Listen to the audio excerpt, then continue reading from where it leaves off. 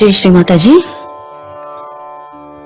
ఈరోజు ఈ సహజయోగ ధ్యాన సాధనకి విచ్చేసినటువంటి యోగులందరికీ హృదయపూర్వక వందనములు, స్వాగతం, సుస్వాగతం.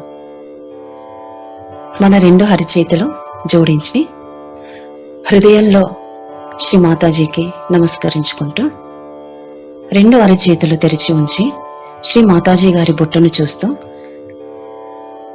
మన అరచేతులలో వస్తున్న చైతన్య తరంగాలను గమనిస్తూ ధ్యానంలో ఉందాము.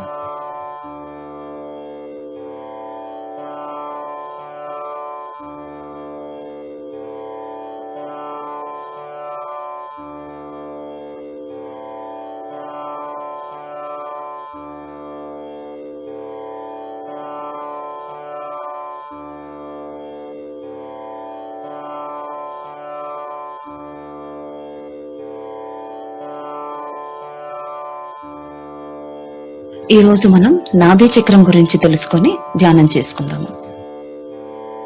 నాభి చక్రం యొక్క అధిష్టాన దేవతలు శ్రీ లక్ష్మీనారాయణులు. అక్కడే అష్టలక్ష్ములు కొలువై మనల్ని రక్షిస్తూ ఉంటారు. ఆదిలక్ష్మి, యోగలక్ష్మి, సౌభాగ్యలక్ష్మి, అమృతలక్ష్మి, గృహలక్ష్మి, రాజ్యలక్ష్మి, సంతానలక్ష్మి, గజలక్ష్మి, ఈ అష్టలక్ష్ములు కొలువై మనల్ని రక్షిస్తూ ఉంటారు. నాభి చక్రమునకు అనుసంధానమైన అవయవములు ప్రేగులు, ఉదరము, జీర్ణాశయము, ప్లీహము, కాలేయము, intestines, stomach, digestive system, spleen, liver. ఈ అవయవములు సక్రమంగా పనిచేయుటకు సుషుమ్నాలో ఉన్న నాభి చక్రము నుండి శక్తి ప్రవహిస్తూ ఉంటుంది. ఎడమనాభి చక్రంలో అధిష్టాన దేవత శ్రీ గృహలక్ష్మి, కుడినాభి చక్రంలో అధిష్టాన దేవత శ్రీ రాజ్యలక్ష్మి. ఎడమనాభి చక్రం మీద ధ్యానం చేయుట ద్వారా వచ్చే గుణములు సంతృప్తి, ప్రశాంతత, ధారాళ స్వభావము. కుడినాభి చక్రం మీద ధ్యానం చేయుట ద్వారా వచ్చే గుణములు హుందాతనం, కుటుంబ ఆర్థిక సమస్యలను పరమాత్మునికి విడిచిపెట్టగలిగే శక్తి. మధ్యనాభి చక్రంలో మనకి వచ్చే గుణములు పాలన, పోషణ, నీతివంతమైన ధర్మబుద్ధి, సంక్షేమము, సిరి సంపదలు, సత్యాన్వేషణ. మన నాభి చక్రములో సమస్యలు వచ్చుటకు కారణములు మత్తు పానీయములు, ఆల్కహాల్ సేవించుట గాని, చెడు ఆహారపు అలవాట్లు ఉండుట వలన కాని, ఆహారముపై అమితమైన శ్రద్ధ వలన కాని, తిండిబోతుగా మారటం వలన గాని, లేక ఉపవాసములు చేయటం వలన గాని. నాభి చక్రం యొక్క స్థితిగతులు మనకి మిడిల్ ఫింగర్ మీద తెలుస్తుంది. ఎడమ నాభి స్థితిగతులు ఎడమ చేతి మిడిల్ ఫింగర్ మీద, కుడి నాభి స్థితిగతులు మన కుడి చేతి మిడిల్ ఫింగర్ మీద తెలుస్తుంది.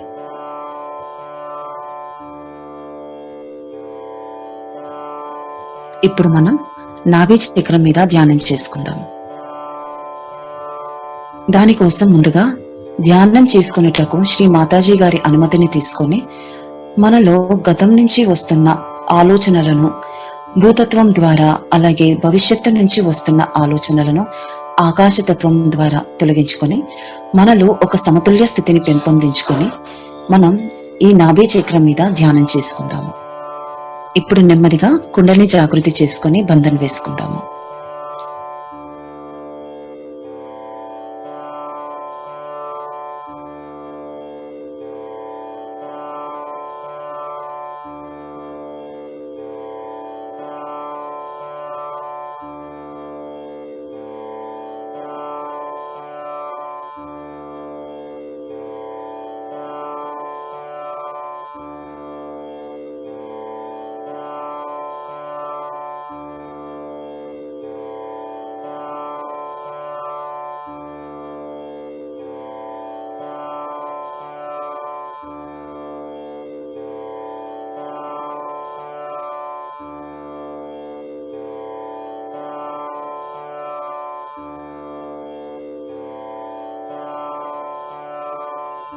ఇప్పుడు మన రెండు అరచేతులు భూమి పైన ఉంచి అమ్మా భూమాత, మా మూలాధారంలో ఉన్న సమస్త బాధలు, దోషాలు అన్నీ కూడా మీలోనికి విలీనం చేసి ఈనాటి ధ్యానము చేసుకొనుట కొరకు మాకు అనుమతిని, అర్హతను ప్రసాదించండి తల్లి.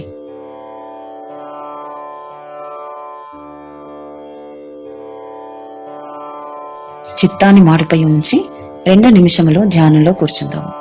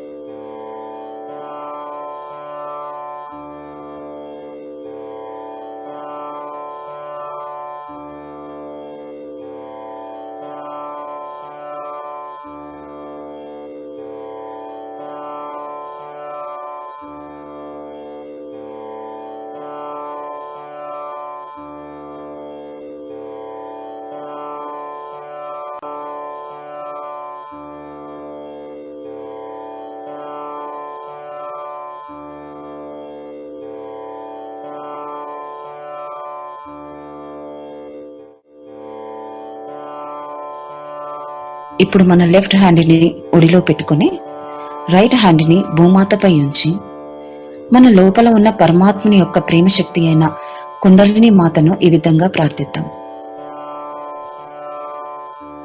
అమ్మా, మా ఎడమ పార్శ్వంలో ఉన్న భూతకాలపు ఆలోచనలు, భయాలు, ఆందోళనలు, శారీరక, మానసిక, భావోద్వేగ సమస్యలన్నింటినీ కూడా భూతత్వంలోనికి విలీనం చేసి మా చిత్తమును భూతకాలము నుంచి ప్రస్తుతంలో, వర్తమానంలో స్థిరపరచండి తల్లి అని శ్రీమాతాజీని ప్రార్థించి 2 నిమిషముల పాటు ధ్యానంలో ఉందాం.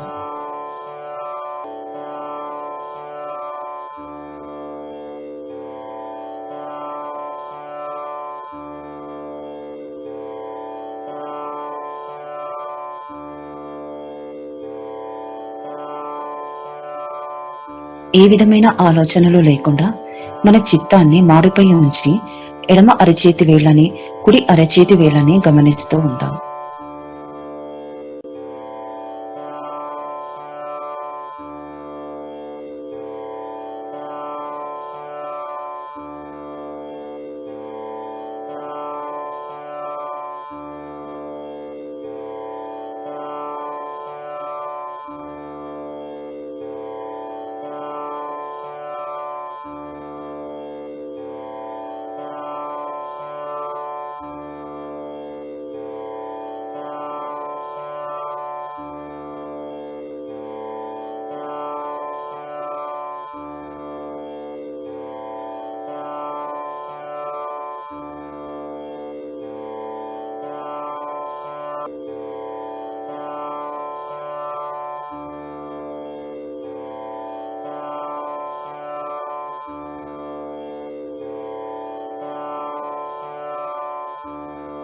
ఇప్పుడు రైట్ హ్యాండ్ని ఒడిలో ఉంచుకొని లెఫ్ట్ హ్యాండ్ని మడిచి అరచేతిని ఆకాశం వైపు చూపిస్తూ మనలో ఉన్న పరమాత్మ ప్రేమ శక్తి అయిన తల్లి శక్తిని ఈ విధంగా ప్రార్థించుకుందాం.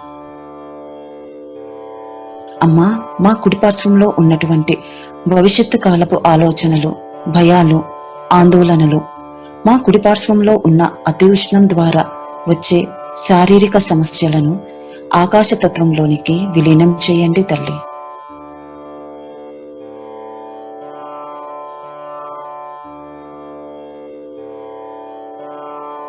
మా చిత్తాన్ని భవిష్యత్ కాలపు ఆలోచనలో నుండి వర్తమానములోకి, ప్రస్తుతంలోకి స్థిరపరచండి తల్లి.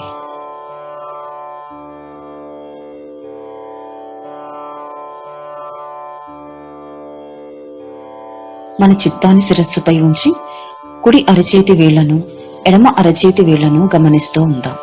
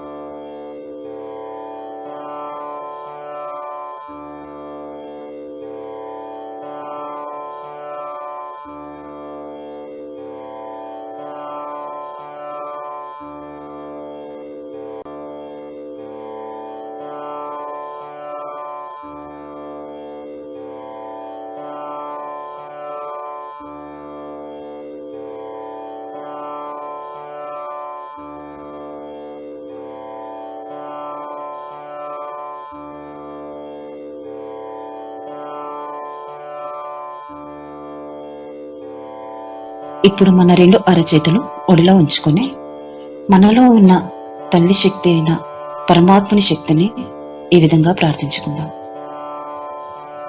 అమ్మా, మా సుషుమ్నాలో ఉన్న సమస్త అవరోధాలను తొలగించి మా చిత్తాన్ని ప్రస్తుతంలో వర్తమానంలోనికి స్థిరపరచండి తల్లి.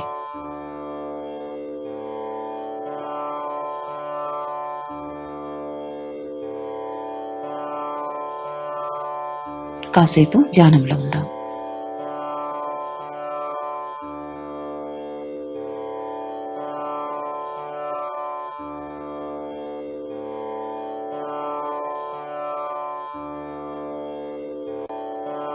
మన చిత్తాన్ని శిరస్సుపై ఉంచి కుడి అరచేతి వేళ్ళని ఎడమ అరచేతి వేళ్ళని గమనిస్తూ ఉందాం.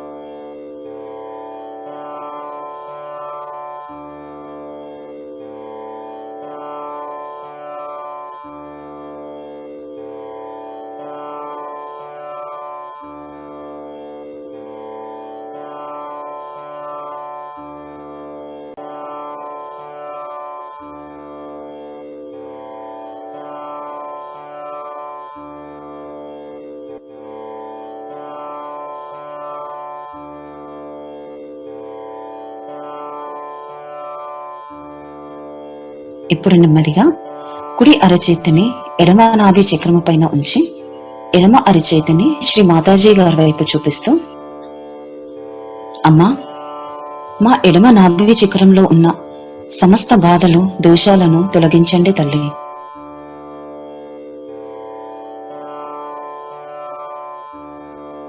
అమ్మా, మాకు దయచేసి సంతృప్తిని, ప్రశాంతతను, ధారాళ స్వభావమును ప్రసాదించండి తల్లి అని ప్రార్థించి మన ఎడమ నాభి మీద లెఫ్ట్ సైడ్ ఆఫ్ నాభి పై చిత్తాన్ని ఉంచి కాసేపు ధ్యానంలో నిర్విచార స్థితిలో ఉందాం.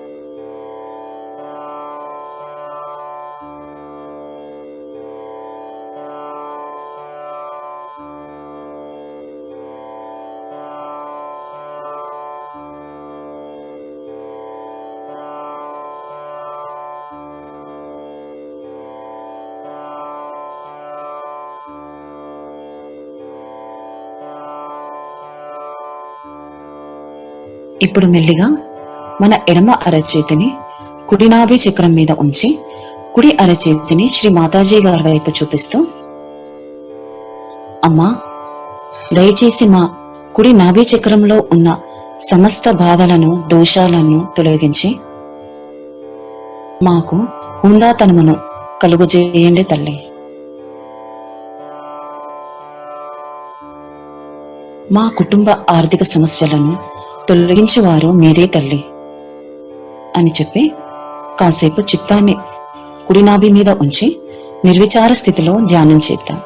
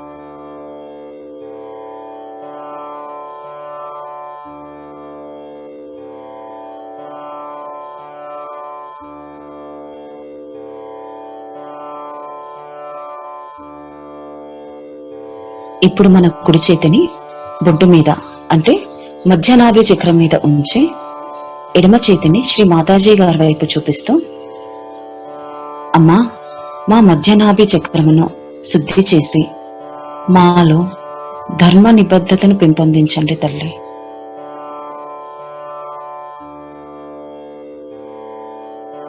మాకు ఆధ్యాత్మిక ఉన్నతిని ప్రసాదించండి తల్లి అని మన చిత్తాన్ని మధ్యనాభి చక్రం మీద ఉంచి నిర్విచార స్థితిలో ధ్యానం చేసుకుందాం.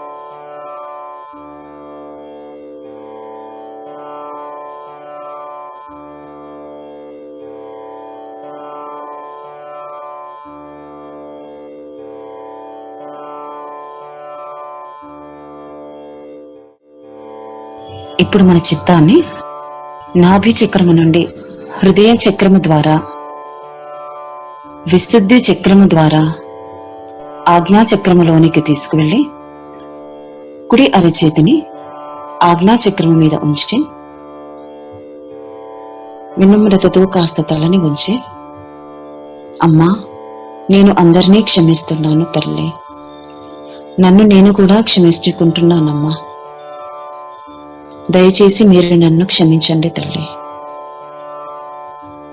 ఎప్పుడైతే మనము అందరినీ క్షమిస్తామో అప్పుడే పరమాత్మని క్షమకి అర్హత పాత్రమవుతాము.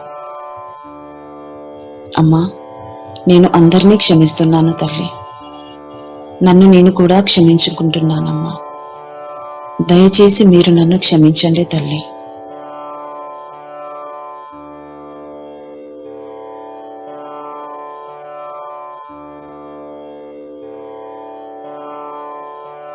కాస్త కాసేపు నిర్విచార స్థితిలో ధ్యానంలో ఉందాం.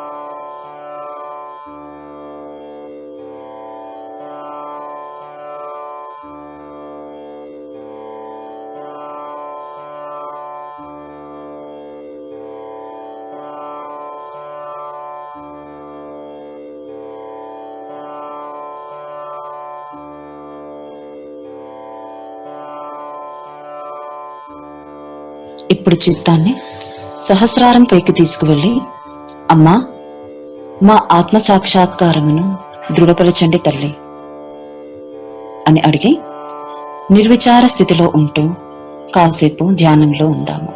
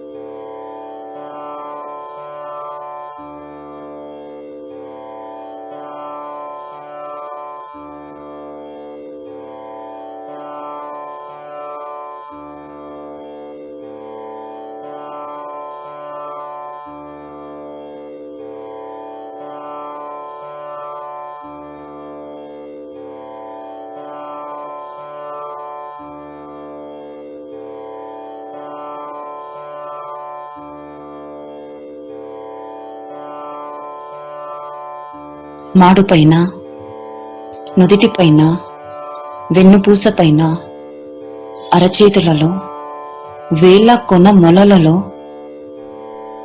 అరికాలలో వస్తున్నటువంటి చైతన్య తరంగాలను గమనిస్తూ ధ్యానంలో ఉందాం.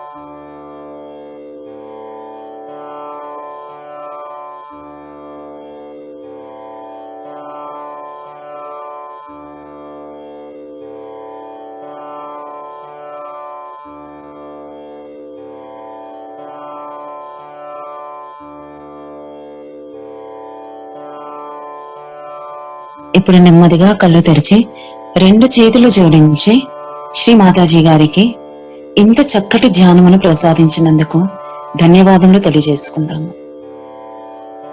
చక్కటి చైతన్య తరంగాలను తద్వారా సచ్చిదానంద యోగాన్ని మనకి ప్రసాదించినందులకు హృదయపూర్వక వందనములతో, శతసహస్ర కోటి వందనములతో నమస్కరించుకుంటూ ధన్యవాదములు తెలియజేసుకుందాం.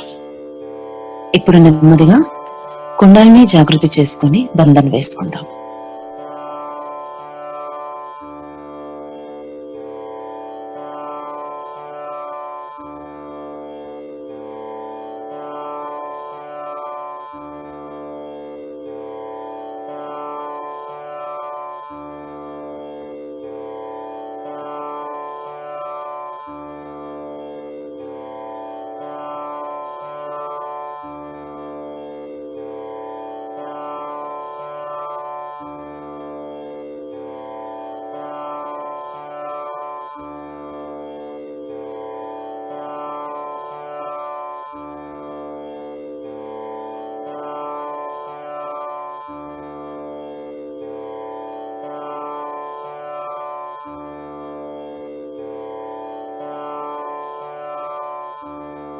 అమ్మా, మా కొసిగిన ఈ ధ్యానాన్ని మీ పాదవ పద్మముల చెంత సమర్పించుకుంటున్నాము తల్లి. ఈ ధ్యానంలో తెలిసి తెలియక ఏమైనా పొరపాట్లు జరిగి ఉంటే దయార్థ హృదయంతో మమ్మల్ని క్షమించండి తల్లి. జై Shri Mataji. So in Sahaja Yoga, an artist who is struggling today may become a great artist tomorrow. But still I would say these are temptations. You'll become a great artist, you start earning more money, this, that. But that's not the one you have to really be satisfied with. You will never be satisfied with that. So you move to the third center, which we call as the Nabhi Chakra. This center is, on one side, is made of water, another side with fire.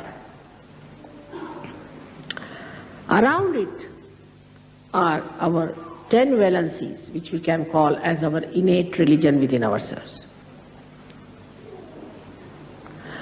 Now this Nabhi itself, or we can call the solar plexus, or we can say the navel chakra, gives us, as soon as the Kundalini rises, she awakens this, and the light, when it spreads, you become religious. I don't have to tell you anything. You just become. I don't have to say that you don't take drugs. You just don't take it. Overnight I have seen people have given up drugs. Overnight alcoholism, overnight everything. And they enjoy their virtues. That's the best part of it. Some people think, oh, then what is the fun? What is this that you take something in the pub and next day you have hangover? Here you take something and next day you are much better off. It never comes down. It never gives you a reaction. It's not artificial. It's not intoxicating. It is from your nerves, it's bubbling out. So this is the center which is very important in us, because most of us have a problem with this center. And here we have a capacity by this center that we enjoy our generosity.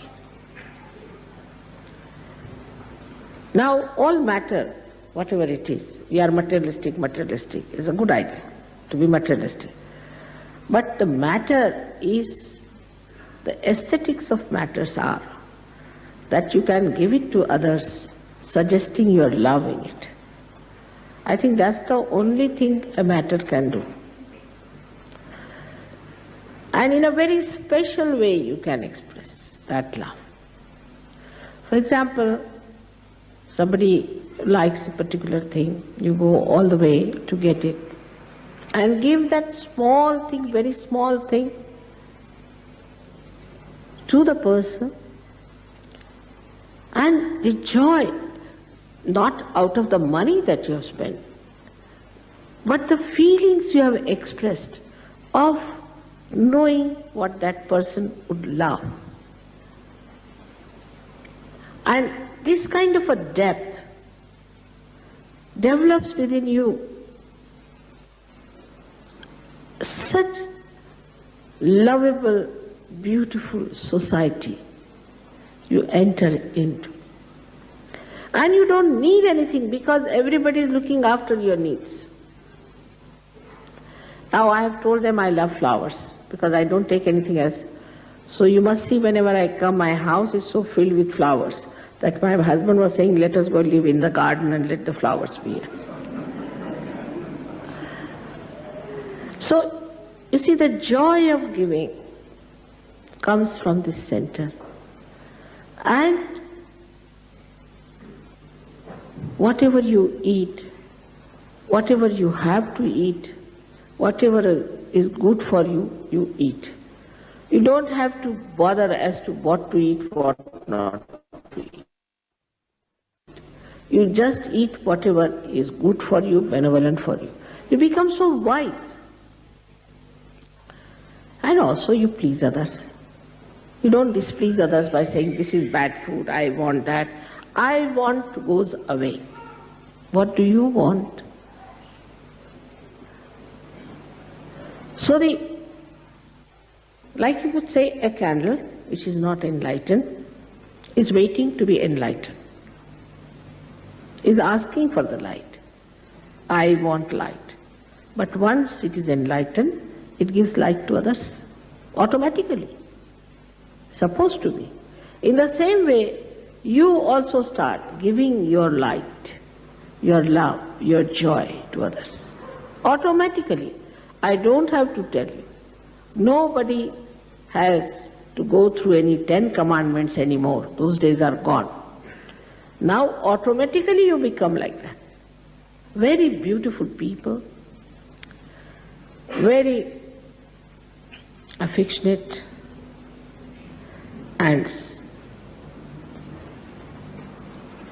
glorious, I should say. If you see the glow on the face of Sahajogis, the face itself is radiant. Many people drop out their 10 years to 20 years in their age, and they are so enthusiastic, never get tired, especially in England. మొన్నటిదాకా ఎక్కడికి వచ్చాము, స్వాదిష్టాన చక్రం నుంచి ఏడో రోజున ఈ రోజు లక్ష్మీ తత్వం ఉన్న చోటికి నాభి చక్రంలోకి వచ్చాం. అంటే సగం రోజులు అయిపోయి సగం రోజులకి దేహంలో కూడా సగభాగానికి వచ్చాం. ఇప్పుడు అంటే ప్రతి చక్రానికి ఇంటర్నల్ కనెక్షన్ ఉంటుంది. ఐసోలేషన్ గా ఏది నేర్చుకుంటామని మనం ప్రయత్నం చేయకూడదు. నిన్న నేర్చుకున్నది ఈ రోజుకి సమన్వయం అవుతుంది, ఇంటిగ్రిటీ అవుతుంది, కలిసి ఉంటుంది. నిన్నేం నేర్చుకున్నాం మనం? బుద్ధి దాత్రం గురించి, బుద్ధి చిత్త సంతులనం గురించి, అటెన్షన్ గురించి తెలుసుకున్నాం, నిర్మల విద్యల గురించి తెలుసుకున్నాం. ఇప్పుడు ఆ చిత్త సమన్వయం వచ్చిన తర్వాత ఏం చేస్తున్నాం అంటే నాభిలోకి వచ్చి పుష్టి సమన్వితంలోకి వస్తున్నాం. తినదంతా అరిగిపోవాలి, అరిగిపోయినంతా కండరాల్లోకి రావాలి, శక్తి, పుష్టి, ఎనర్జీ రావాలి. ఒక పేదవాడిని తీసుకొచ్చి మీరు ధ్యానం చేయరా నాయన అంటే వాడు చేయలేడు. ముందు మనకు పుష్టి కావాలి, తినదంతా అరిగిపోవాలి, నత్రజని కావాలి, లక్ష్మీతత్వం కావాలి, రమారమణ యొక్క శక్తి కావాలి, నారాయణ యొక్క శక్తి కావాలి. అదంతా ఇక్కడ ఇప్పుడు లభిస్తుంది అన్నమాట.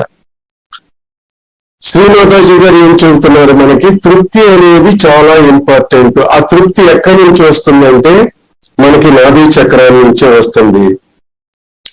అందుకని ఇది స్వాహ చక్రం. కంబస్టన్ జరుగుతుంది, గ్లూకోజ్ తయారవుతుంది.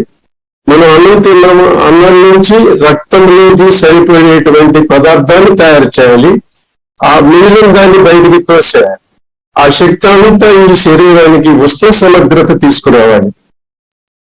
స్వాదిష్టానంలో ఆ సరిపోయినంత వేడి అక్కడ వచ్చినప్పుడు ఆ వేడి సహాయంతో ఏం చేస్తుందంటే నాభి చక్రంలో ఉన్నటువంటి ఆహార పదార్థాన్ని నత్రజనిగా మారుస్తుంది. అందువల్ల ఈ చక్రము పుష్టి చక్రము, పుష్టి సమగ్రత ఇస్తుంది. అది మోస్ట్ ఇంపార్టెంట్ విషయం. తర్వాత ఏం తెలుసుకోవాలంటే మనం వచ్చిన రివ్యూ తీసుకుంటున్నాం, తర్వాత స్పీచ్ లోకి వచ్చేద్దాం.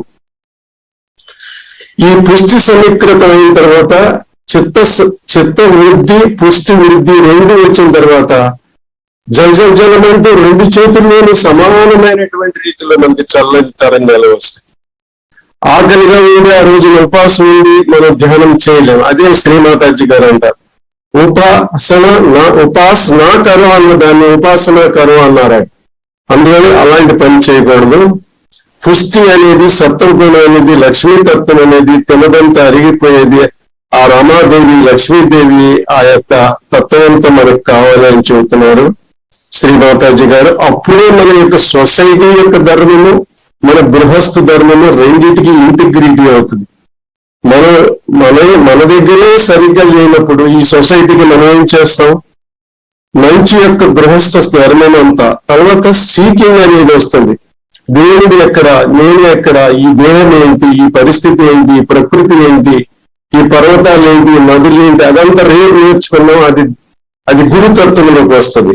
సత్యాన్వేషణ, ధర్మాన్వేషణ అదంతా రేపు వస్తుంది ఆ స్వాహ చక్రములు. ఇప్పుడు శ్రీమాతాజీ గారు చెప్పినటువంటి అమృత తుల్యమైనటువంటి సారాంశాన్ని తెలుసుకున్నాము.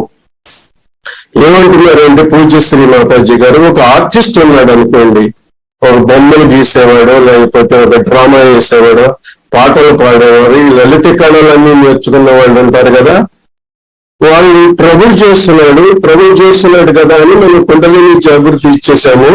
ఇవన్నానే అతను మంచి ఆ ప్రావీణ్యత వచ్చేసింది, ప్రొఫిషియన్సీ. కానీ ఆ టెంప్టేషన్స్, అసంతృప్తి, ధన వ్యామోహము, ఏదో ఇంకో దాన్ని సీకింగ్ చేసేటువంటి ఆ లక్షణాలు పోకపోతే కుదరదు. అతను ఏం కావాలయా అంటే సాటిస్ఫాక్షన్, సంతృప్తి అనేది కావాలి.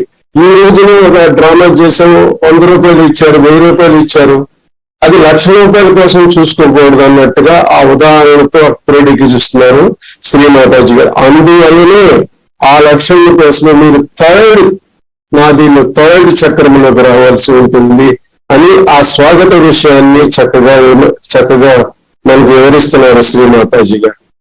ఏమంటున్నారంటే, ఒక వైపు అగ్ని, ఒకవైపు జలము. నేను జలతత్వం గురించి నేర్చుకున్నాం, అంతరిక్షణ గురించి నేర్చుకున్నాం, క్రియేషన్ గురించి. ఈ రోజు ఏమంటున్నారంటే స్వాహ చక్రములో జలము ఉంటుంది ఒకవైపున అగ్ని కూడా ఉంటుంది, ఆ సమన్వితమైనటువంటి ఉంటుంది ఈ చక్రములో అంటున్నారు శ్రీమాతాజీ గారు. అలాగే ధర్మము 10 వేలన్సీలు కూడా ఉంటుంది, అది ఇన్నోటుగా ఉంటుంది అన్నారు, అంతర్గతంగా ఉంటుంది, లోపల ఉంటుంది, మనం తెలుసుకోగలిగినంత సూక్ష్మంగా ఉండదు, అతి సూక్ష్మంగా ఉంటుంది, మనం తెలుసుకోగలిగినంత విశదీకరించి అది ఉండదు. అందువల్ల ఇది సోలార్ ప్లెక్సస్, నావల్ చక్రము అని కూడా వర్ణిస్తున్నారు శ్రీమాతాజీ గారు. ఈ కుండలిని ఇక్కడికి రాగానే ఏమవుతుందంటే ప్రకాశవంతుడు అవుతాడంట, ప్రకాశాన్ని ఇస్తుందంట. యూ బికమ్ ఆటోమేటికల్లీ ధర్మయుక్తం అయిపోతుంది. ఓవర్ నైట్ ధూమపానం వదిలేస్తాము, స్మోకింగ్, అలాగే ఓవర్ నైట్ మద్యపానం వదిలేస్తారు. ఇవన్నీ పోయేవాళ్ళకి ఏం మిగులుతుంది? ఇది మన దగ్గర సంతోషము, ఆనందం మిగులుతుంది, ఆ జాయ్ మిగులుతుంది అంటున్నారు పూజ్య శ్రీ మాతాజీ గారు. ఇంకొక ఉదాహరణ ఏం చెబుతున్నారంటే, ఈ రోజు తాగాడు, పబ్కి వెళ్ళాడు, ఊగుతూ వచ్చాడు, 2వ రోజు ఇంకా ఊగిపోతాడంట. ఇక్కడ అలా కాదు, ఈ రోజు కుండలిని శక్తి ఇచ్చాము, ఈ స్వాధిష్టానం మార్గం నుంచి బయలుదేరింది, మళ్ళా రోజుకి ద్విగుణీకృతమే వస్తాడు, మెరుపుతో వస్తాడు, తేజవంతుడిగా వస్తాడు, అతని కళ్ళల్లో రాజస్వం ఇంటి పెడుతుంది అంటున్నారు శ్రీమాతాజీ గారు. You become a beautiful and wonderful person. Intoxication అనేది లేదు, అంటే మాదకత్వము అనేది పోయి చక్కని తేజవంతుడు అవుతాడు సాధకుడు అంటున్నారు. తర్వాత ఏం చెబుతున్నారంటే, మీ యొక్క జనరాసిటీ బాగా, ఉదార స్వభావం బాగా పెరిగిపోతుందని చెబుతున్నారు. ఇంకొక విషయం ఏం చెబుతున్నారంటే, మాతాజీ గారు చెప్పినవి ఏముంటాయంటే, గుత్తులుగా వస్తాయి. ఒక పూల దండను తయారు చేశాను అనుకోండి, పువ్వులతో ఒక గుర్తు అయిన తర్వాత ఇంకో గుర్తు చక్కగా వివరిస్తూ మానవునికి ఎలా చెప్పాలో అలా చెబుతారనమాట. తర్వాత ఏం చెబుతున్నారంటే, ఈ వస్తు వ్యామోహం ఉంటుంది కదా, పదార్థ వ్యామోహం ఉంటుంది కదా, దాని గురించి చెబుతున్నారు. దాని ప్రభావంలోకి మీరు వెళ్ళకూడదు, అది దైవికమైనదిగా ఉండాలి. ఎలా ఉంటుంది దైవికంగా? నా దగ్గర చిన్న వస్తువు ఉంది, ఎవరో అది అడిగారు, చూశారు, బాగుందన్నారు, నేను వెంటనే ఇచ్చేసాను. అంటే ఇప్పుడు దాకా నేను దాచుకున్నది, నాకు ప్రియమైనది ఇంకొకరికి ఇచ్చాను, అంటే నేను ట్రాన్స్ఫర్ చేశాను జాయిన్ అంటున్నాను. ఆ యువతంలో ఉన్న ఆనందాన్ని అంతా ఆ విధంగా మీరు పంచుకోవాలి ఒకరికొకళ్ళు. మీరు ఎంత డబ్బు దాని గురించి ఖర్చు పెట్టావా అనే విషయం రాకూడదట మనసులో. How much money you spent, దానికి అది లోతుల్లోకి, మీ హృదయాంతరాలలోకి వెళ్ళిపోతుంది. ఇన్ డెప్త్ అంటున్నారు శ్రీమాతాజీ గారు. అదే లవబుల్ బ్యూటిఫుల్ సొసైటీ ఏర్పడుతుంది. ఈ విధంగా ఇచ్చిపుచ్చుకోవడంలో ఒక మంచి సుందరమైనటువంటి అన్యోన్యమైనటువంటి సమాజం ఏర్పడుతుంది ఈ భూమి మీద అంటున్నారు అందరు శ్రీమాతాజీ గారు. తన ఉదాహరణలు కూడా ఇస్తున్నారు. ఏమని ఇస్తున్నారంటే, నాకు పువ్వులు అంటే చాలా ఇష్టం, అందుకని మీరు ఎన్నో పువ్వులు తీసుకొస్తారు, నేను తీసుకుంటాను, తీసుకుని ఇంట్లో పెడతాను, ఇల్లు అంతా నిండిపోతుంది.